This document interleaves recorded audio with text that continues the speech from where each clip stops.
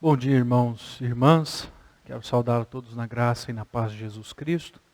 Quero nesse momento convidar você para darmos início ao nosso culto.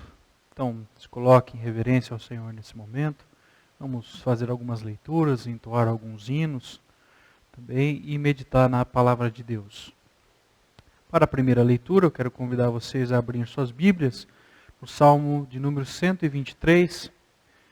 Farei a leitura do Salmo todo, um cântico de romagem.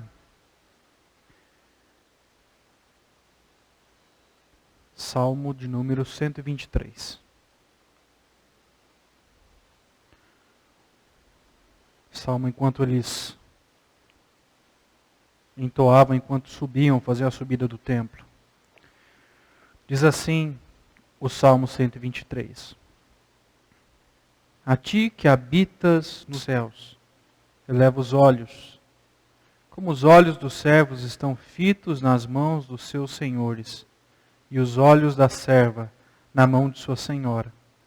Assim os nossos olhos estão fitos no Senhor nosso Deus, até que se compadeça de nós. Tem misericórdia de nós, Senhor. Tem misericórdia, pois estamos sobremodo fartos de desprezo. A nossa alma está saturada do escárnio dos que estão à sua vontade e do desprezo dos soberbos. Vamos nesse momento entoar o hino de número 38 do Novo Cântico.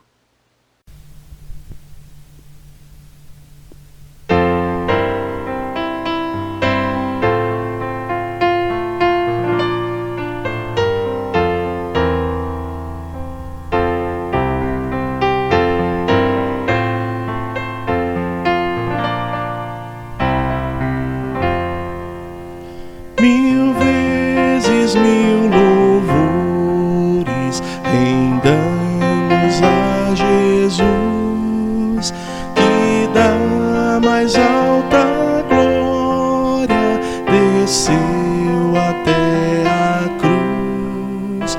Por sua imensa graça, por seu insigne amor, seja sempre louvado Salvador. Mil vezes sim, louvores ao Senhor, que nos amou e nos salvou, bendito Salvador. Eis ao redor do Redentor Jesus, milhares de milhares em refulgente luz, com reverência adoram o grande Salvador, e ao bom Cordeiro rendem a honra e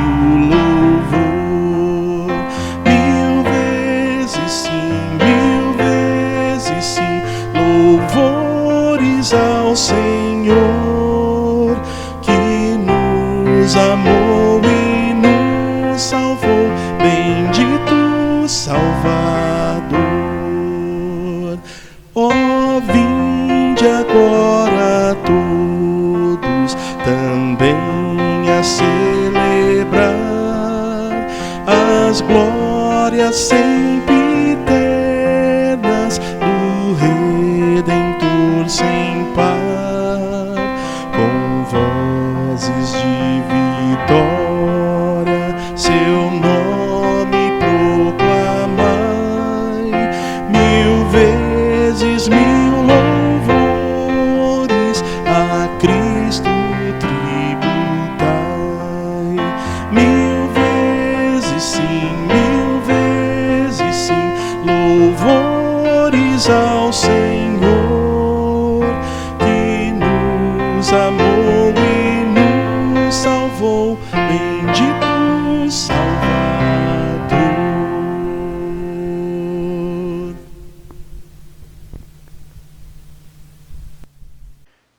Oremos. Pai Santo, Pai de amor, de graça, de misericórdia, nós nos colocamos diante do Senhor como igreja nesse momento para orar a Ti, porque cremos no poder da oração. Cremos que quando nós oramos, nós estamos nos submetendo ao Seu senhorio, se conformando a Ti, à Sua vontade, ao Seu querer. E como servos e servas, ó Deus, que possamos, no dia de hoje, adorar com toda a nossa vida, com toda a intensidade da nossa vida. Para que não somente a nossa mente, mas também o nosso coração, sejam sempre ligados à Tua vontade. E que em todos os nossos afazeres, as nossas atitudes e ações, seja ela em comunidade ou conosco mesmo, possamos fazer sempre para a glória do Senhor. Que o Senhor de fato é digno de toda honra, de todo louvor e de toda glória. Nós o adoramos pelo que Tu és. E a palavra de Deus, a Tua palavra diz que Tu és um Deus santo. E nós nos prostramos diante da Tua santidade e glorificamos o Teu nome por isso. Essa é a nossa oração. Fazemos isso em nome de Jesus. Amém. E amém. Vamos abrir nossas Bíblias. No livro agora de Provérbios, no capítulo 3. Quero ler apenas o verso 5 e o verso 6. Esse é um momento de contrição. Nós vamos nos colocar diante do Senhor, quebrantados, humilhados, arrependidos pelos nossos pecados. Provérbios 3, versos 5 e 6. Diz assim a Escritura Sagrada: confia no Senhor de todo o teu coração e não te estribes no teu próprio entendimento. Reconhece-o em todos os teus caminhos e Ele endireitará as tuas veredas. Vamos, nesse mesmo espírito de contrição, de quebrantamento, entoar ainda um hino de número 74 do Novo Cântico.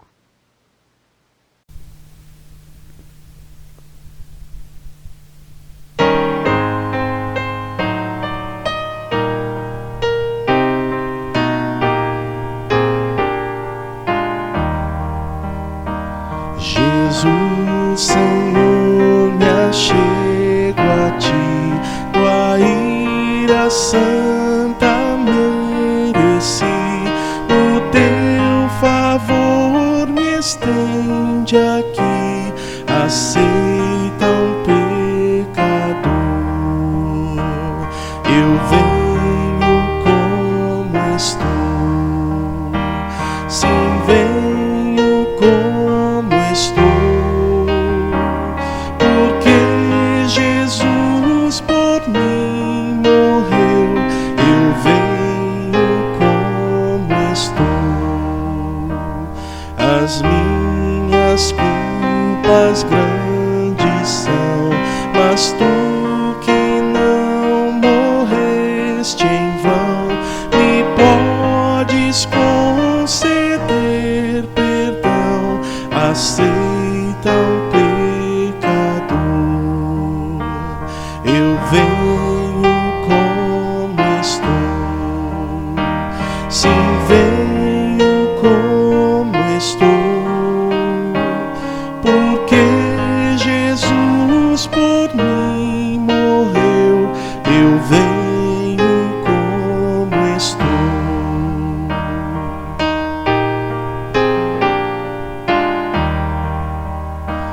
Ó, vem agora, Salvador, livrar-me por Teu grande amor, pois Tu, Jesus, és meu Senhor, aceita um pecador. Eu venho como estou, sim, venho como estou, porque Jesus por mim morreu. Eu venho como estou.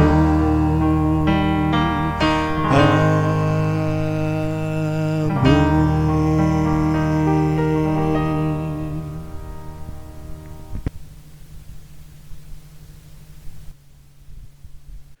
Vamos fazer uma oração de confissão nesse momento. Curve a sua fronte, oremos. Pai de amor, nós nos rendemos ao Senhor, reconhecendo a nossa pequenez diante de um Deus tão grande. Reconhecendo, Deus, a nossa falibilidade, quão miseráveis e desprezíveis nós somos. Reconhecendo, Deus, que nós pecamos em pensamento, pecamos em atitudes, pecamos em desprezar a Tua palavra, em negligenciá-la, pecamos em faltar com amor, misericórdia, perdão e serviço ao nosso próximo, ao nosso irmão. Ajuda-nos, Pai, nesses tempos de crise, tempos difíceis, a nos unirmos mais, a colocarmos em prática todos esses princípios para vivermos em comunidade. Ajuda-nos, Pai, nos nossos pecados e em nossas misérias. Tem misericórdia, Deus, tudo que temos feito tem desagradado ao Senhor. Perdoa-nos, Pai. Eu sei que, se nos arrependermos de fato, somos perdoados, porque o sangue de Cristo foi vertido na cruz. E nele nós encontramos a redenção e a remissão dos nossos pecados. Nós oramos agradecidos. Em nome de Jesus. Amém. Amém. Irmãos, nesse momento eu quero convidar você a abrir a sua Bíblia na carta do apóstolo Pedro ainda. Estou seguindo uma série de sermões aqui nessa carta, entendendo que ela também fala ao nosso tempo. Seus irmãos estão passando por dificuldades de perseguição, precisavam aí de uma resposta rápida para aquelas pessoas que estavam perseguindo, dar uma resposta digna do Evangelho de Jesus Cristo. Então Pedro vem falando uma série de coisas que são importantes para que eles suportem, passem por esses momentos sem perder a fé. Logo no início, os versos 3 até o verso número 9, Pedro fala de algumas bênçãos que são derramadas sobre a nossa vida, né, que servem aí como fortalecimento, fundamento para que a gente não desanime. E em seguida ele fala de algo muito importante, que é uma santidade na vida. Ele fala da santidade, um aspecto prático conosco mesmo, né? Nós precisamos, como vimos a semana passada, viver de modo digno, refletindo aí o caráter santo de Deus, a fim de nos mantermos ou vivermos essa santidade ao qual nós somos chamados para viver. E agora, dos versos 22 a 25, que é o que eu pretendo explorar hoje, ele vai falar da santidade, um aspecto no nosso relacionamento com o outro. Por isso, meu tema nessa manhã é como viver em comunidade em tempos difíceis. É uma pergunta. Como viver em comunidade em tempos difíceis? E eu quero fazer a leitura dos versos 22 a 25. 1 Pedro, no capítulo 1, versos 22 até 25.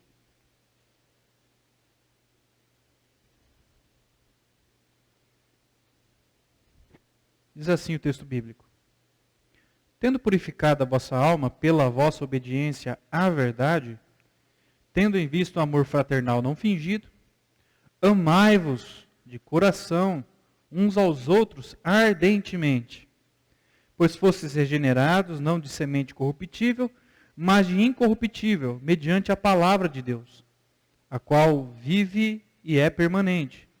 Pois toda a carne é como a erva, e toda a sua glória é como a flor da erva. Seca-se a erva e cai a sua flor. A palavra do Senhor, porém, permanece eternamente. Ora, esta é a palavra que vos foi evangelizada. Vamos orar mais uma vez? Pai, nesse momento de reflexão, de meditação na Tua palavra, que o Senhor nos auxilie. Que o Teu Santo Espírito nos ajude, que Ele nos dê entendimento e clareza para que a gente possa colocar em prática tudo que vamos aprender aqui, a fim de suportarmos, passarmos por esse tempo ruim e nos relacionarmos cada vez mais, nos unirmos cada vez mais, exercer a misericórdia, o amor, o serviço, o perdão, vivermos em comunidade para a honra e para a glória do Teu nome. E assim, passando por tudo isso, saindo desse período fortalecidos na força do Senhor. Essa é a nossa oração. Fazemos isso em nome de Jesus. Amém. Irmãos, é um grande desafio viver em comunidade, né? São pessoas diferentes que estão se conhecendo, estão aí vivendo com os mesmos objetivos no corpo de Cristo, que é a igreja, esse grande ajuntamento de pessoas que são lavadas e remidas no sangue do Cordeiro, mas são pessoas diferentes. Nós somos convocados por Cristo a viver em comunidade, exercendo os nossos dons, a fim de que o corpo de Cristo seja edificado para a glória dele. Em tempos difíceis, nós somos convocados a sustentarmos uns aos outros, seja em oração, seja em amor, seja em misericórdia, né? Precisamos, nesses tempos, exercer um pouco mais a nossa misericórdia, a nossa piedade, uma vez que nós somos membros de um único corpo. Então, auxiliar, ajudar, né, para que o corpo de Cristo seja ajustado, né, bem firme cada vez mais. Esse é o desafio de ser igreja. Viver de uma maneira santa, que reflita o caráter santo de Deus, o Deus santo que nós servimos, demonstrando isso através dos nossos relacionamentos na igreja. Demonstrando isso através dos nossos relacionamentos com as pessoas que estão ao nosso redor, que partem o mesmo pão, bebem do mesmo vinho, do mesmo sangue, né? E precisamos fazer isso como resultado do nosso novo nascimento. Pedro vem tratando do novo nascimento e da vida cristã na prática, mostrando aqui aos seus leitores que eles devem externar ou expressar a Cristo através do seu viver santo. No texto em análise, ele mostra como esse viver santo deve ser aplicado principalmente nos seus relacionamentos com seus irmãos, relacionamentos comunitários. Eles estavam vivendo tempos difíceis e deveriam, através dos seus relacionamentos, né, através do seu relacionamento santo com Deus, viver em santidade, amor, misericórdia e compaixão, assim com o seu próximo. E hoje eu quero tratar de como nós devemos viver em comunidade em tempos difíceis. Eu quero destacar 2 pontos que são importantes nesse texto, e eles, ao meu ver, dividem esse texto de maneira muito clara. Primeiro, eu quero destacar que nós devemos viver em comunidade em tempos difíceis em amor mútuo. Veja aí o verso 22. Tendo purificado a vossa alma pela vossa obediência à verdade, tendo em vista o amor fraternal não fingido, amai-vos de coração uns aos outros ardentemente. Nessa primeira parte, a gente tem aqui o que devemos fazer como cristãos na comunidade e como devemos fazer. O novo nascimento que produz em nós a salvação de Cristo, produz também purificação para a nossa alma, por conta da nossa obediência à verdade. A nossa natureza vai sendo transformada por mediação, por intermédio do Santo Espírito de Deus. E nós somos agora, em Cristo Jesus, purificados, lavados, remidos. Somos novas pessoas, novas criaturas.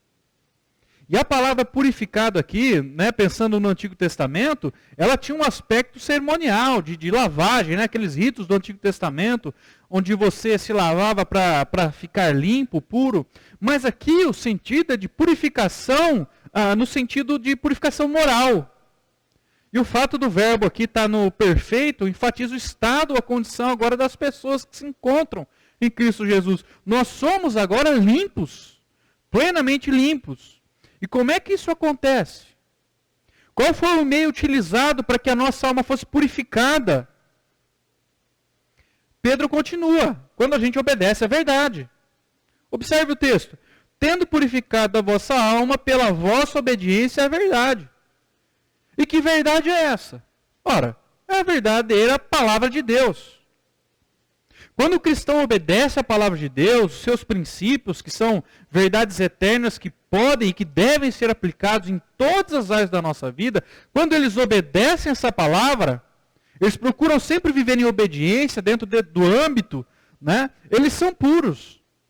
Essa obediência e submissão a Cristo nos faz andar em pureza de vida diante do nosso Deus e diante dos nossos irmãos. E isso acontece com um objetivo. E Pedro vai dizer qual é esse objetivo aqui. Que a gente ame uns aos outros. Quando nós procuramos obedecer a Deus por meio de Cristo e de sua palavra, nós não somente estamos amando a Deus, mas nós, de certa forma, estamos demonstrando amor com o nosso próximo. É aquela ideia que o apóstolo João fala, como a gente pode dizer que ama a Deus se a gente não vê? Se a gente não consegue amar o nosso irmão que a gente vê? É exatamente isso. Então, quando a gente obedece a Deus, nós estamos amando a Deus. E, naturalmente, isso é reverberado, ou é um reflexo do nosso amor com o nosso irmão. E aqui nós temos uma ordem. Veja aí que o verbo está no imperativo, né? Amai-vos. Não é apenas uma possibilidade. Quando eu falo de possibilidade, eu digo que por conta do Espírito Santo ter agido na nossa vida, termos sido regenerados, lavados, termos passado por esse novo nascimento, as coisas que a Bíblia nos manda fazer, elas são possíveis, se tornaram possíveis. Mas aqui não é apenas uma possibilidade, mas Deus está dando uma ordem para a gente amar os nossos irmãos. Não existe vida cristã comunitária sem um amor mútuo. E Pedro talvez esteja pensando aqui na possibilidade de alguns irmãos pensarem somente em simpatizar-se com aqueles membros da sua comunidade. E não possuírem um amor profundo, que tem raízes bem fincadas. Por isso ele continua, tendo em vista o amor fraternal não fingido, é aquele amor falso. Não é para ser um amor falso, da boca para fora, só com palavras, mas é um amor que precisa ser expresso através das atitudes. E aí ele diz, amai-vos de coração, uns aos outros ardentemente. Então o que nós precisamos fazer? Amar. Como que a gente faz? De coração e ardentemente. Não é apenas simpatizar-se, mas é amar de coração e profundamente. É isso que Pedro está querendo dizer com a palavra ardentemente, é profundo. Não é um amor da boca para fora. É um amor que transmite seriedade. É um amor genuíno. Ele perdoa, ele ama, ele lança fora todo o ódio, rancor. Ele dissipa as inimizades, o ódio. O amor cristão é um aspecto do fruto do Espírito. E ele é também um alicerce sobre todos os outros aspectos do fruto do Espírito. Portanto, nós que estamos sendo transformados à imagem e semelhança de Jesus Cristo, precisamos possuir uma natureza amorosa, viver em amor.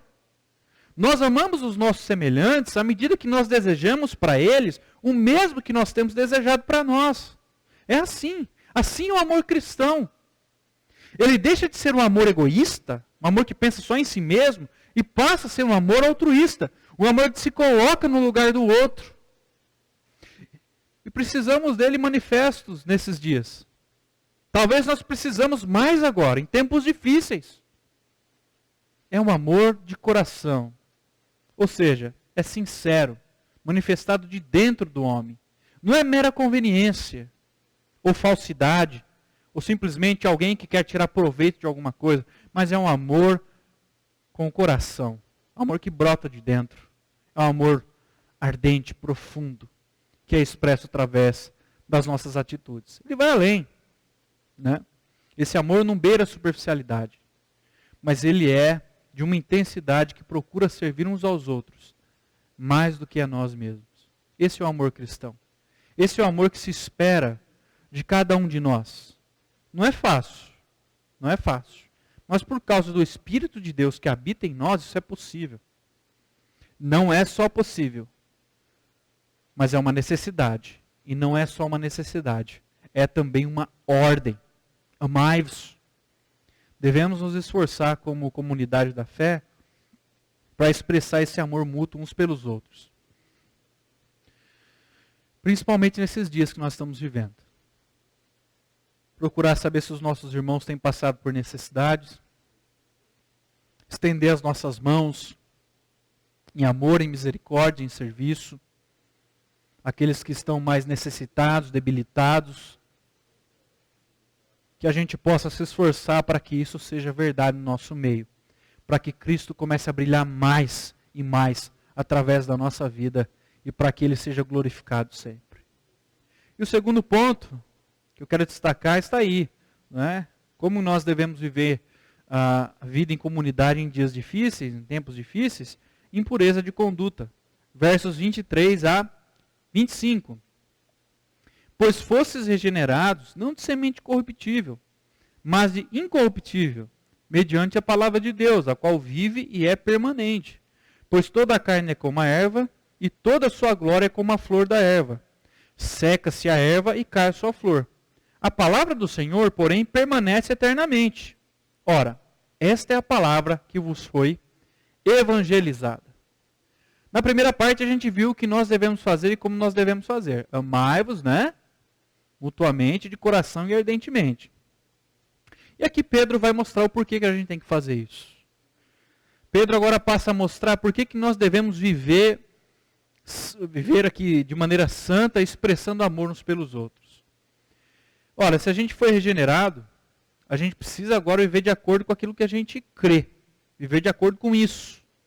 O que se espera do cristão que está sendo purificado pela palavra da verdade é que ele viva em pureza de conduta com seus semelhantes.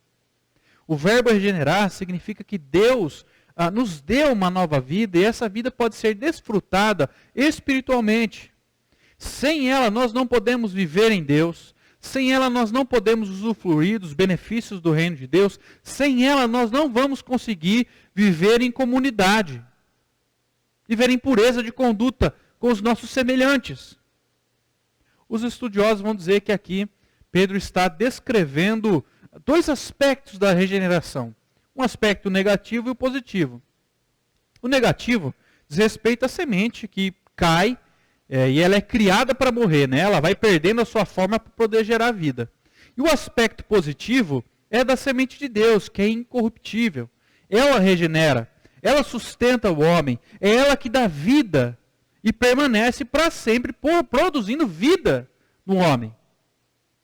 O que Pedro está querendo mostrar aqui é que existe um contraste aqui entre a semente humana, que é criadora da morte, e a semente de Deus, a semente divina, que cria vida. E nesse ensinamento, Pedro vai se reportar à escritura do Antigo Testamento, mais especificamente ao profeta Isaías, lá no capítulo 40, versos 6 a 8. Né? Tem uma pequena diferença nas falas aí de Pedro, mas ela é proposital. Ele quer mostrar que o homem é frágil. E por isso, ele compara o homem com a erva. Ele diz aí, pois toda a carne é como a erva. E assim como a beleza da flor é passageira, assim também é o homem em toda a sua glória. Então ele continua, e toda a sua glória é como a flor da erva. Seca-se a erva e cai a sua flor. Aqui ele estabelece um contraste entre o caráter temporal do homem e a permanência da palavra de Deus para sempre. Aí ele diz, a palavra do Senhor permanece eternamente. Há aqui uma mudança nos termos, Deus e Senhor. Essa mudança também é proposital. No verso 23, Pedro diz a palavra de Deus, a qual vive e é permanente. Mas no verso 25, ele diz a palavra do Senhor. No Antigo Testamento, a palavra do Senhor significava a palavra do Deus de Israel. O Deus pactual. O Deus que eles tanto esperavam, que se manifestaria através de um Messias. Mas no Novo Testamento, essa palavra é um apontamento para Jesus Cristo. E o que Pedro está querendo mostrar, realçar, enfatizar aqui, é a divindade de Jesus Cristo, mostrando que a palavra de Deus é semelhante à própria palavra de Cristo. E alguns estudiosos aqui, exegetas, vão dizer que uma tradução mais literal seria que essa palavra foi evangelizada a vocês. Ou seja, se referindo ao próprio Cristo. Cristo como sendo a palavra de Deus que é evangelizada a nós. Então, por isso que ele vem com essa conclusão do termo. Esta é a palavra que vos foi evangelizada. Essa palavra de Deus revelada em Jesus Cristo, que os apóstolos pregaram, agora chegou também aos leitores, a quem Pedro está escrevendo. E ele quer dizer que a mesma palavra do Deus de Israel do Antigo Testamento rompeu as barreiras das culturas, das raças, e chegou também até eles. Essa palavra também chega até nós. E aí vem a pergunta, por que a gente vive uma vida de amor para com os nossos irmãos? Por que viver em pureza de conduta diante dos nossos semelhantes? Porque nós somos regenerados, nascidos de novo para um viver santo por meio da palavra de Deus. E essa palavra é o próprio Cristo. Por causa de Cristo, nós somos levados a um viver santo. Nós somos levados a viver em comunidade. Esta palavra que foi evangelizada a eles e também foi pregada a nós. E nós temos vida em Cristo Jesus. E nós podemos viver hoje com pessoas que vão passar pela primeira morte, mas a segunda morte não nos alcançará. A morte eterna. Nós podemos viver hoje em comunidade, podemos amar, perdoar, servir, por causa da palavra de Deus, por causa de Cristo. E como saber se eu estou vivendo em pureza de conduta? Se a gente aplica o que a Bíblia nos manda, se a gente aplica o que a Bíblia nos manda aplicar em termos de conduta cristã, a gente está vivendo de acordo com a palavra de Deus. Se o meu irmão pecou contra mim, o que eu devo fazer? Eu devo ir até ele. Se eu pequei contra o meu irmão, eu devo ir até ele também. E nos acertarmos. Somos seres falhos, erramos uns com os outros, mas há uma possibilidade agora, uma possibilidade de reconciliação, de poder andar junto, de poder beber do mesmo sangue, comer do mesmo corpo. Por causa da palavra de Deus que criou essa possibilidade, que gerou essa nova vida, hoje nós podemos viver em comunidade. E devemos agir em pureza de conduta com os nossos semelhantes. Por isso que eu preciso conhecer a Bíblia. Por isso que eu preciso me dedicar cada vez mais ao estudo sério das Escrituras Sagradas. Porque é ela quem me diz o que eu devo fazer e como eu devo fazer. É ela que me mostra como eu devo me comportar com o meu próximo, com o meu semelhante. Talvez uma palavra que se encaixe perfeitamente e que nós estamos precisando cada vez mais é perdoar uns aos outros. Aprender a perdoar uns aos outros. Talvez aqui definir o que é viver em pureza de conduta é se o meu irmão pecou contra mim ou eu pequei contra ele, ir até ele e pedir perdão. Acho que é assim que eu definiria pureza de conduta. É saber se o meu irmão está passando por dificuldade.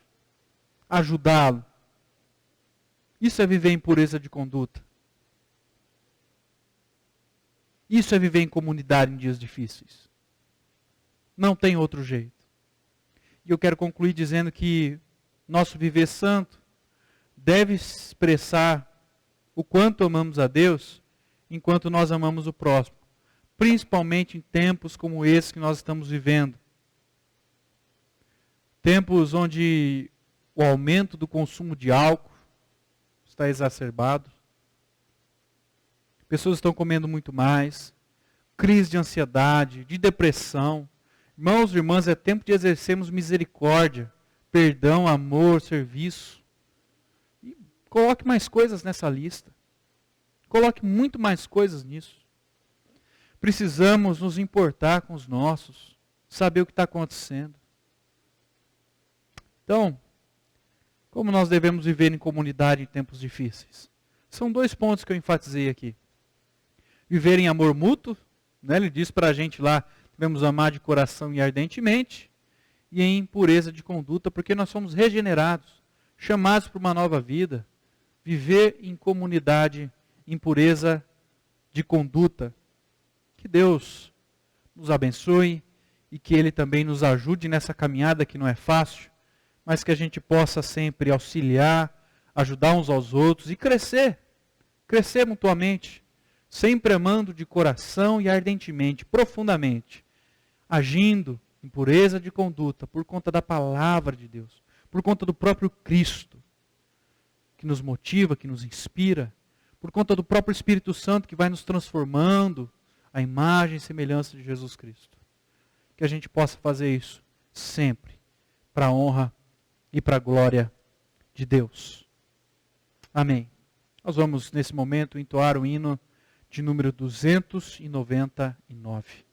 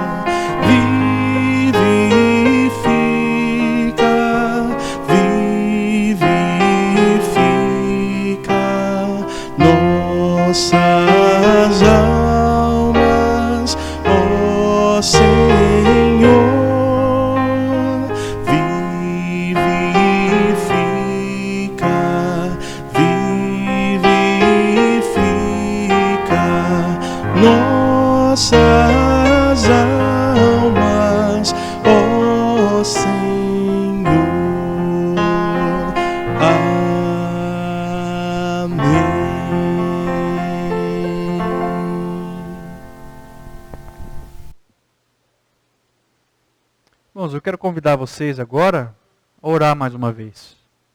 Que Deus abençoe o nosso dia. Vamos orar? Ver sua fronte. Ó Deus, quem somos nós, ó Deus, para que o Senhor nos ame tanto assim? O Senhor conhece o nosso coração, o Senhor sonda o mais profundo da nossa alma, o Senhor sabe o que se passa na nossa mente, o Senhor conhece as nossas vontades, o Senhor conhece as nossas ações, o Senhor sabe o quanto nós somos dependentes de Ti. Nesses dias difíceis, essa carta cai como um manancial para a nossa vida.